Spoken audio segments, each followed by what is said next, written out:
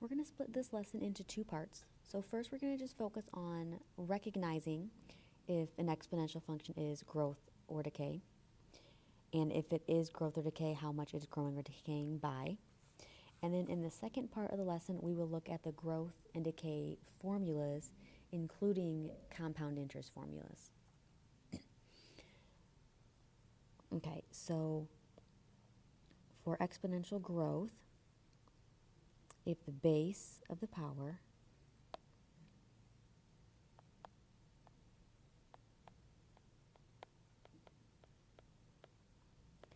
is larger than 1, then it's going to be growth. And we're going to leave that second line blank because we're going to use that for the second lesson when we fill in our exponential growth formula. Exponential decay, if the base of the power is smaller than 1.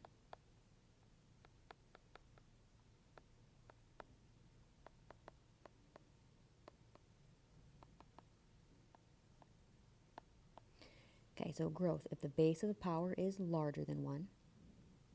And decay, the base of the power is smaller than 1. So base of the power, so remember that if I have this, for example, 2 to the third, 2 is the base. This whole thing is the power. So the base of the power will be 2. So on number 1, the base of the power is 1.6. Because 1.6 is larger than 1, this is exponential growth.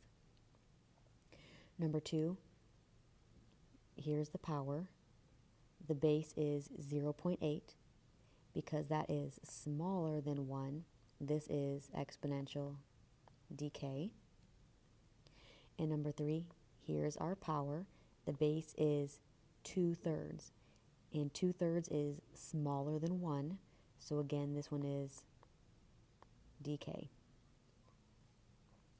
And if you want to make yourself some notes, 1.6 is greater than 1, 0.8 is less than 1, and 2/3 is less than 1. So if it's less than 1, it's decay. If it's greater than 1, it's growth. On the graphs, this should have arrows on it. We're starting out small, we're getting larger and larger and larger, so we're multiplying.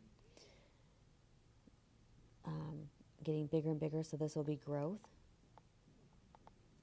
This one's getting smaller and smaller and smaller, so it's getting less, so this is decay. Again, the graph should have arrows.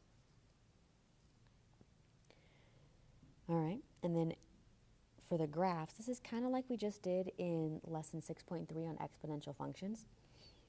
We did this to tell if it was linear or exponential.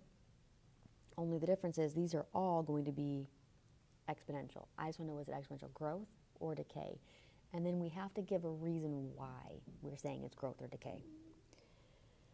So if we look at this one, the y values are going down, 270, then 90, then 30, then 10. So it's getting smaller and smaller and smaller. So this one is decay. But let's look at why it's decay. So like we did in the last lesson, exponential, we could look and see the pattern. What are we multiplying by? 270 times what is 90? 90 times what is 30? But with decay, that is a little bit trickier. But in the last lesson, I gave you a shortcut you can use in your calculator. I said we can divide backwards. We take the second y value and divide it by the first y value. Make sure you divide backwards. Since dividing is already backwards, we need to go backwards through our table for it to work properly. So I could take 10, for example, and divide by the y right before it, 30.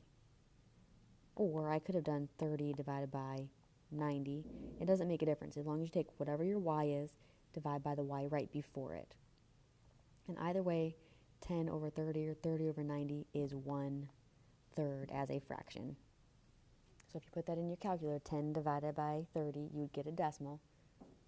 Convert it into a fraction, you get 1/3. That means we're multiplying by 1/3. So kind of like above, since this 1/3 is less than 1, it's decay. Number 7, we're going from 5 to 10, 10 to 20, 20 to 40. So we're getting bigger and bigger. So this is going to be growth, but let's look at why is it growth? What are we multiplying by that makes it growth? This one's probably not too bad. We can look for a pattern. 5 times 2 is 10. 10 times 2 is 20. 20 times 2. So we're multiplying by 2. But let's practice using this in the calculator just to make sure we're practicing that.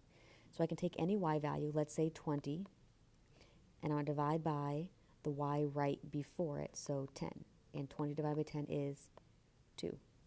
And again, because this number is bigger than 1, 2 is bigger than 1, that matches our growth. Number 8, again, I'm getting smaller and smaller and smaller, so this should be decay, but let's verify that by saying what we're multiplying by. So if you can see what you're multiplying by, great. If not, we can use this calculator shortcut again. So we take any y value. Let's say I'm going to take the 2, and we're going to divide by the y right before it, so 12. When you put that in the calculator, convert it to a fraction, we get 1/6, which means we're multiplying by 1/6. And then we can check because 1/6 is less than 1, it should be decay. Yep, we said it was decay. Number 9, we're going from 2 to 8, 8 to 32. We're getting bigger and bigger and bigger, so this should be growth. But let's find out what we're multiplying by to verify that it is growth. So see, it says the rate of growth. We're not really finding the rate. We're actually finding the factor. We're finding the growth or decay factor. Don't worry too much about that vocabulary, but that's what it is we're finding. We're finding this 1/3 or the 2. All right, so again, this one you might be able to see that 2 times 4 is 8. 8 times 4, so I know we're multiplying by 4. But let's say that we didn't see that. We could use this calculator shortcut. You take any y number, so I can take the 32, divide by the y right before it, in this case that's 8, and we get our 4. And again, because this 4 is greater than 1, that should be growth, which we said it was growth, so we were correct.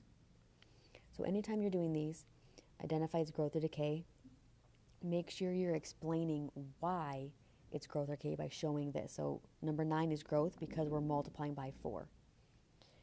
Number 8 is decay because we're multiplying by a fraction, 1/6. So make sure that we are showing that as our proof of why it's growth or decay.